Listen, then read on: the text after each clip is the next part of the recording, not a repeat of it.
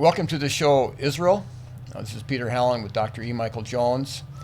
The show Israel emphasizes that the New Testament says that Jesus is Israel, and we live in a day and age where Israel generally implies for most people the land in the Middle East. And what we see by that theme is you have the gospel, and then there's these forces that try to usurp the gospel. So Jesus is the true Israel, and yet today people think the nation over in the Middle East is the true Israel. And the theme that you just wrote your paper on, if I could stretch it, is that you have the gospel. Missionaries go out with the gospel, but then what happens is that the very gospel that they gave their life to gets changed, and they end up taking something secondary and making it primary, and the gospel goes secondary. Yeah. Well, we're talking about Martin Scorsese's latest film, Silence, which is about the missionary activity in Japan. Missionary activity there began with St. Francis Xavier, who came from Portugal, went to Goa in India, and then sailed to Japan. First man to arrive in Japan. And through his efforts within a number of years, let's say that was around 1540, by the end of the 16th century, you had a community of 300,000 Catholics in Japan. At this point, when he arrived, the country was divided. So if the missionaries didn't get along with one shogun, they would move on and deal with another, and they could play them off against each other because these shoguns were avid for trade with the Portuguese. It was kind of a lucrative business because everyone was wild about things that Japan had in Europe. So that sort of sets the stage. At a certain point, the competition for trade got pretty intense because it wasn't just the Portuguese. Now the Dutch and the English were involved. And at this point, the whole Protestant-Catholic split entered the equation. There were Englishmen who would go and whisper to the shogun that the European European rulers didn't like the Jesuits any more than the Japanese did, and they worked with these people, and finally persecution broke out. And the persecution, 1597, Hideyoshi crucified 27 Christians, including children. Including a number of Europeans and Japanese Catholics. But the main reason is that they said, well, these Jesuits are basically evil, where before the Jesuits were a blessing. I mean, they're bringing them the gospel, and the Japanese are receiving it. The seed seemed to have fallen on fertile soil. That great an increase in that short amount of time. The Protestants hated the Jesuits because the Jesuits were the most effective force in the Counter-Reformation, rolling back Protestant advances in one country across the other. So they hated the Jesuits. And their hatred finally found its culmination in the 18th century when the Jesuits got suppressed by the Freemasons. The Protestants had mutated into Freemasons by that point. But back in Japan, the persecution breaks out. The word is coming back to Portugal, and then suddenly word comes back that one of their own priests has apostatized. Under torture. He was tortured. So Father Ferreira, who used to be the man who taught this, the word comes out and reaches Portugal, and it's very upsetting. It's upsetting because Christianity for them was enduring martyrdom. Yeah. You had no choice in the matter. This was in distinction to the Jews. The rabbis always told the Jews they could lie under duress. And this led to the Converso crisis in Spain during the 15th century, where Jews were lying about whether they were Catholic or not, and their activities, and that led to the Inquisition. The Inquisition couldn't solve that problem, so basically Ferdinand and Isabella expelled the Jews. And they went to Holland and to Turkey, and that worked with the Protestants and the Turks. I don't think Americans meditate on, can I endure martyrdom? What we have best is like the North Korean brainwashing camps. They try to torture you, and then some would break down and betray. Some would, some wouldn't. But this is a man who is apostatized. So they don't believe it. So what you have now, this is where the novel begins. This is Shasuku Endo, a Japanese Catholic, who wrote the novel. It came out in 1966. So we're talking about basically the Japanese version of Heart of Darkness. Heart of Darkness is about the Congo, but there's Kurtz, there's the ivory trader who was gone native, and Marlowe was sent to find out what happened there. It's also Apocalypse Now. That's the other variation on this thing. So now we have the Japanese version where the Jesuits set off to find Ferreira, see if he really went native. Because they can't believe it. They can't believe the reports. So what you have here is really like a complex meditation on a lot of different things. So it's about missionary activity. There's no question about that. But it's also about 1966, which is when the novel came out. And it's about the crisis in missionary activity that afflicted the Catholic Church at this point. Shasuku Endo is a very sensitive guy. As I bring out, this crisis affected the entire world, the missionary activity through the entire world. As I point out in the review, Shasuku Endo is almost an exact contemporary of Julius Nyerere.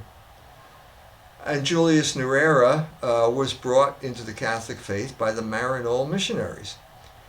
So the Jesuits interview Martin Scorsese, and in the middle they ask him what it was like growing up, and he says that in 1950 or 51 he wanted to become a Maryknoll missionary. Yeah, at age 8 or 9. 8 or 9. He was so. This was a moment, let's say, right after World War II, where the American missionary orders were thriving, and there was just this fertile activity, and Tanzania was an example of it, Tanganyika at that time, where basically the number of Catholics in Africa tripled and then quadrupled in the period from 1950 to 1970. Well, in 1966, I had enrolled in the Holy Name Seminary out of Madison, okay, which I did not follow up on, but I took all the tests and everything. But I had this missionary, which would have been probably pre-Vatican II notions of missionary. Yes. It hadn't trickled down yet. That's right. It hadn't trickled down unless you're in the Maryknolls, and they're agonizing now over these. So what's the crisis? What's the crisis at this point? The crisis is similar to the crisis that we talked about in Heart of Darkness. You're sailing up the Congo. There's this white guy. There's this jungle. Is there any logos here? Or the other side way of looking at it is Christ basically a European phenomenon? Is he the white man's God? What about the black man and the yellow man? Do they have the same God? That's what so Nyerere went through this issue, and he felt that he had to Africanize everything. So he's going to have African socialism, he's going to have African this, Ujamaa, and so on and so forth. And then he gets to the point, he arrives back at the Maryknolls in 1970, he lectures them saying, you've got to get with the program. But you didn't bring up that he went to Edinburgh, Scotland, got educated, and so what was the effect of that education? He turned him into a socialist. That was that simple. And Endo went through the same thing, except that he went to France and studied Catholic literature. They're both studying in Europe at the same time. So the universities themselves kind of pointed him in the direction of... Well, certainly socialism was the regnant ideology in England at this time. Capitalism had failed. Socialism was the ideology. So they're there and they're talking about socialism. And he comes back a committed socialist. And Endo comes back and his career starts taking off. But they have this kind of ambivalence about missionary activity now because of basically the racial consciousness of the liberation movements, anti-colonial movement. You have an anti-colonial movement across the world, certainly in Africa. And the question is, well, does this apply anymore?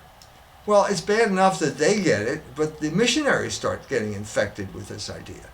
And that's part of the problem. And that's basically the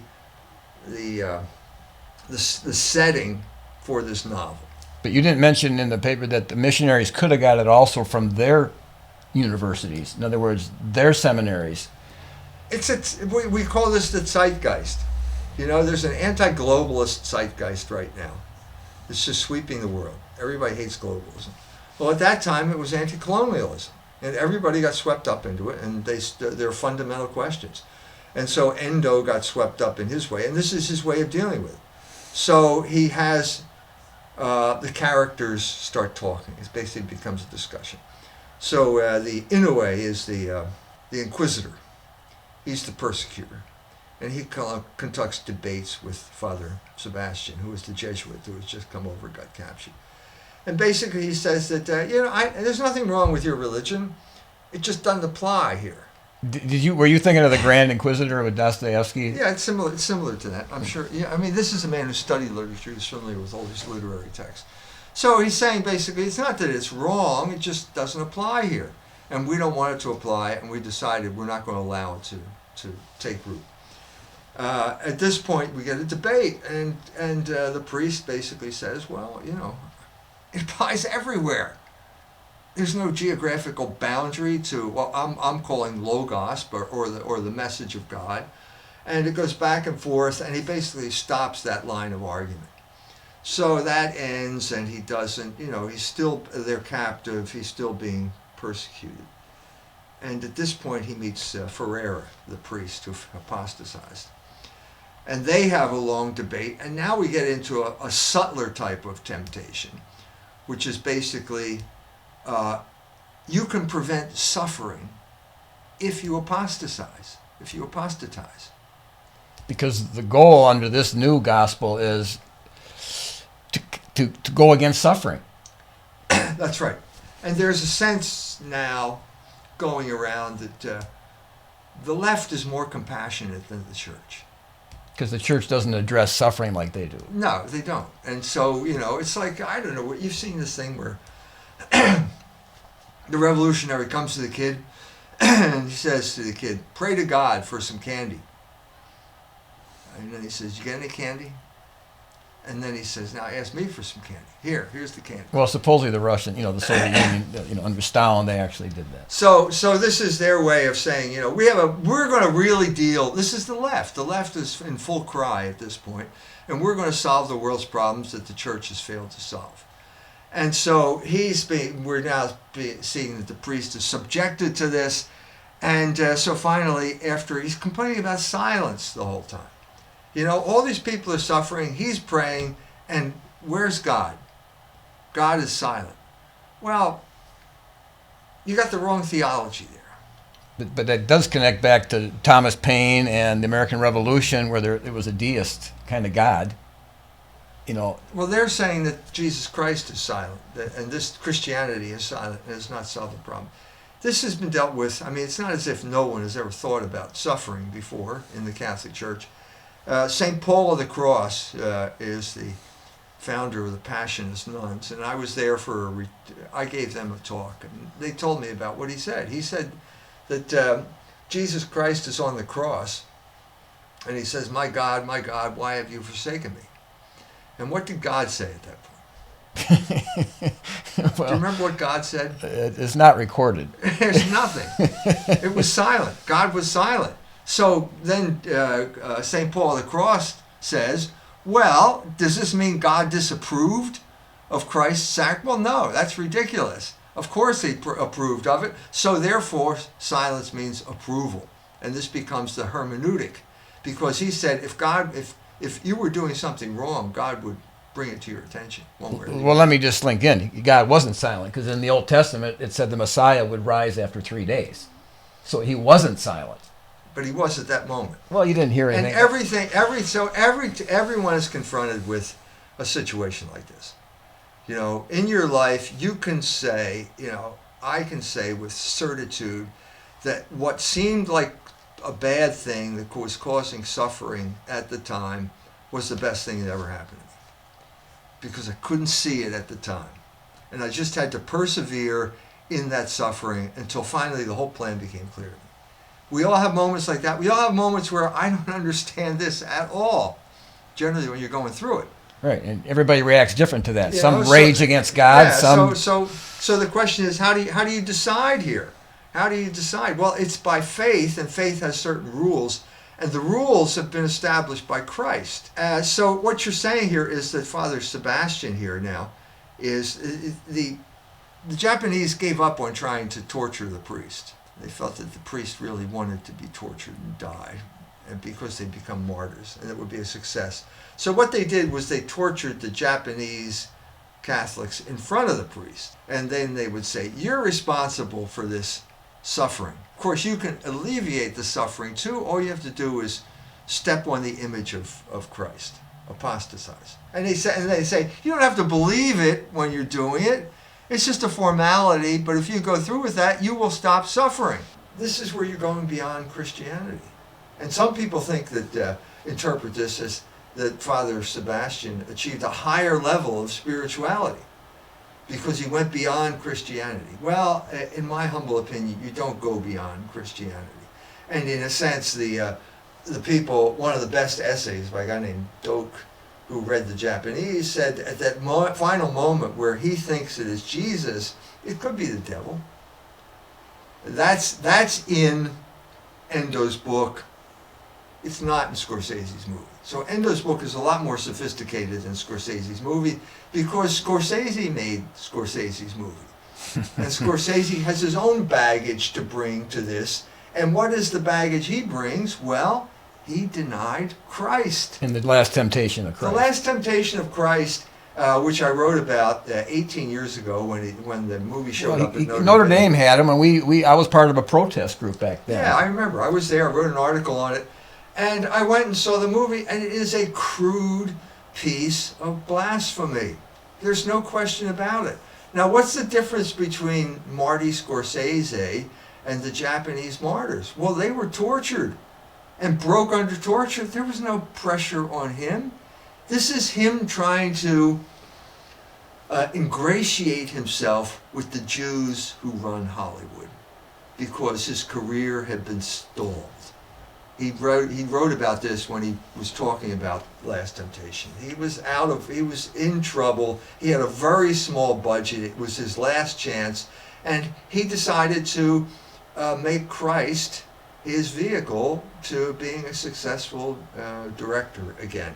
And it succeeded. He succeeded.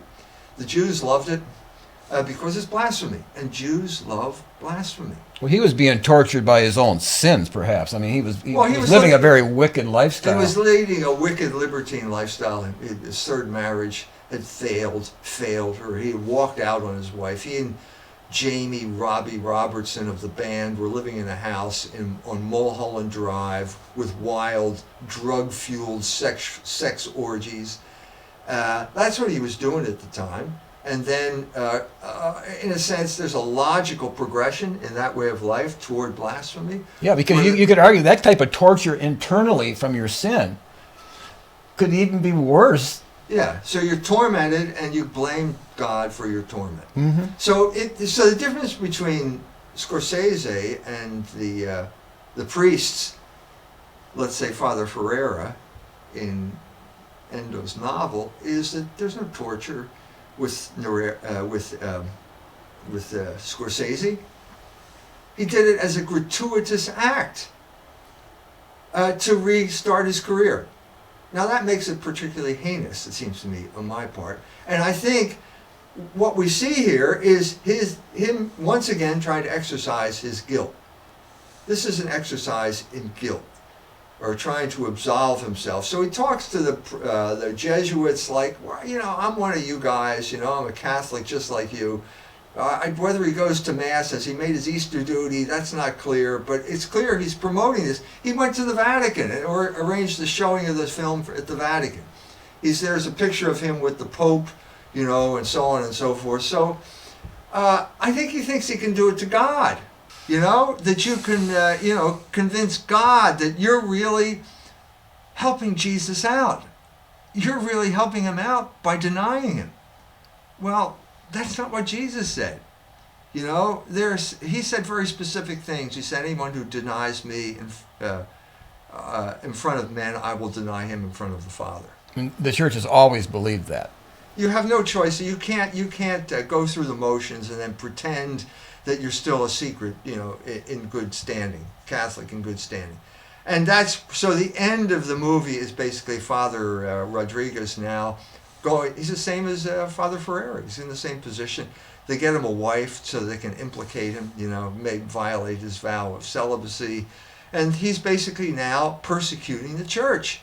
but you get some sense that maybe there's a higher spirituality here at work.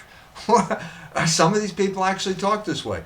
And so the end of the movie, we find he dies, and there he is in his coffin, and then they show his hand, and he's got a crucifix in his hand.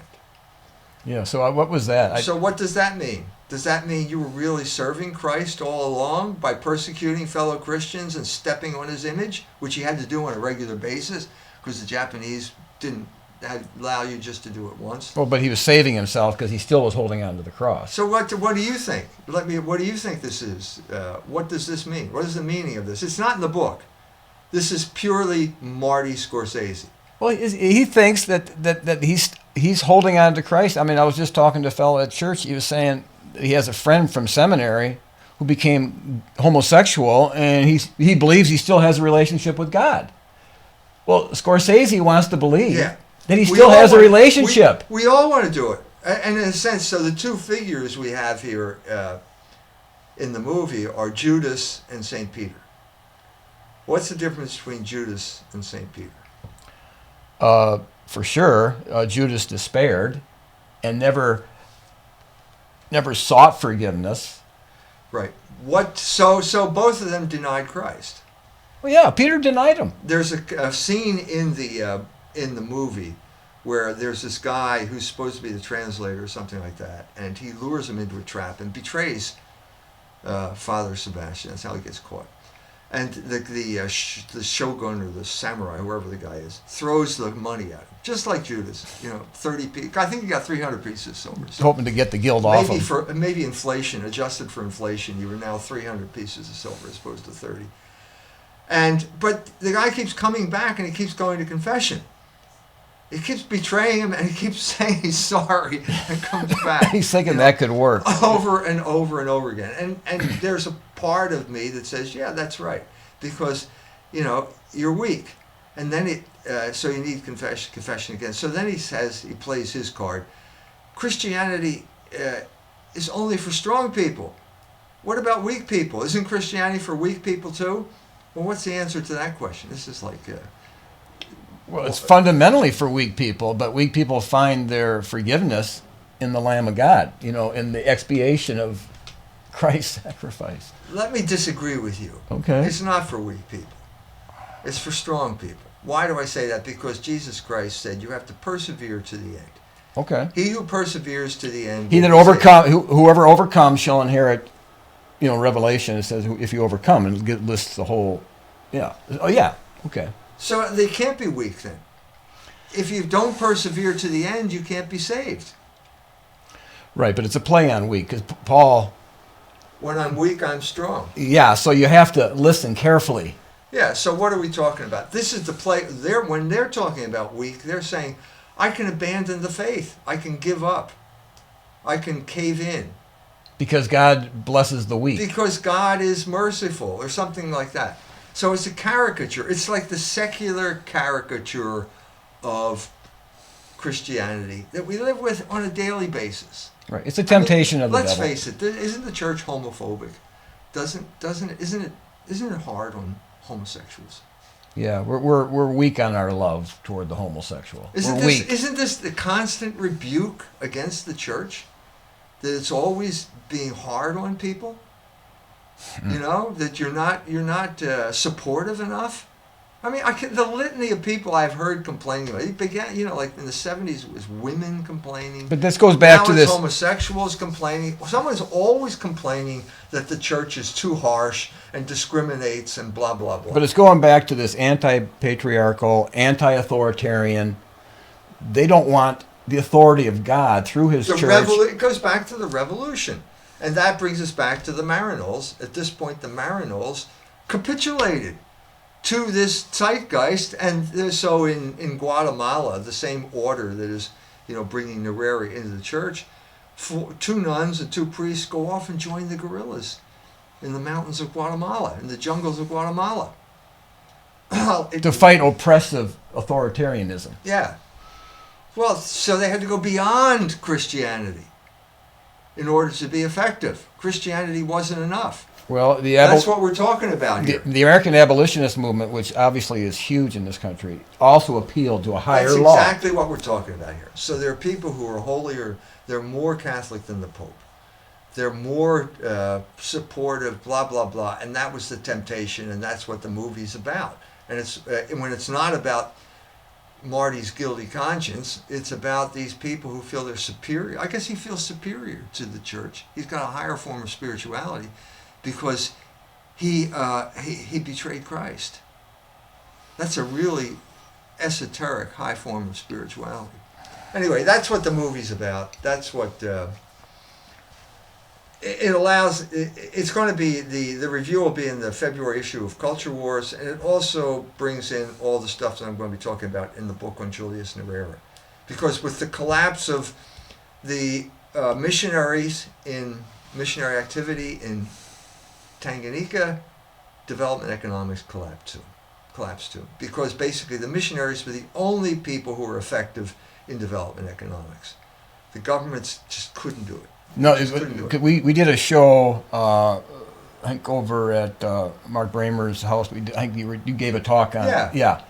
And when you were discussing this project, it was that people were talking about maybe he could be canonized. Yes. And you were going to discover and go over and do the research, and maybe that's where your research would lead you, that suggesting he should be canonized. Well, yeah, I mean, I met with the Bishop of Musoma. He gave me the story. He's already been declared a servant of God, which is the first step along the way. But your research didn't. Well, that's another. We got to end now. But that's another topic. Okay. We can talk about that. Okay. But I'm just saying that they're related, because this is we're talking about this failure of nerve on the part of the Catholic Church, as it came about because of the Second Vatican Council. Even though the documents, are still supportive of missionary activity, there was a crisis that just crept into the Catholic Church, and this movie is an example of it. But don't you think by living in the American culture, which is you breathe the ideology of the pursuit of happiness, and then you're called to be a missionary, which is a call to martyrdom of sorts, and which I think the nuns, there's evidence, I quote them in there, where nuns thought the Peace Corps was superior to the Maryknolls. Right. So I was in Nairobi, I was in Kenya, at a game preserve. There's this good-looking American young lady. I said, "What are you doing here?" And she said, "I'm in the Peace Corps." Ah, the Peace Corps. She had gone to Berkeley. Well, what's the Peace Corps do? What are you doing for the Peace Corps? Well, I'm handing out condoms. So Right. There you have the secular religion. That's the religion that, it'd be hard to convince me that that's superior to what the Maryknolls did. But they actually felt that way. The Maryknoll nuns, one of them actually, it's quoted in there, she said, "I'm joining the Peace Corps because it looks as if it's more effective than what I'm doing here with the Maryknolls." Well, you were saying in the article that the moral law itself, the teachings of Christ, were becoming oppressive in and of themselves. Yes. So in other words, they're already oppressed, and then you put another layer of oppression That's on right. them, requiring them to follow the teachings of Christ. I mean, Burdens that are too heavy to bear. yeah. And the Peace Corps, obviously, they're sexually liberated. They're not going to do that, because I know experience with Peace Corps people.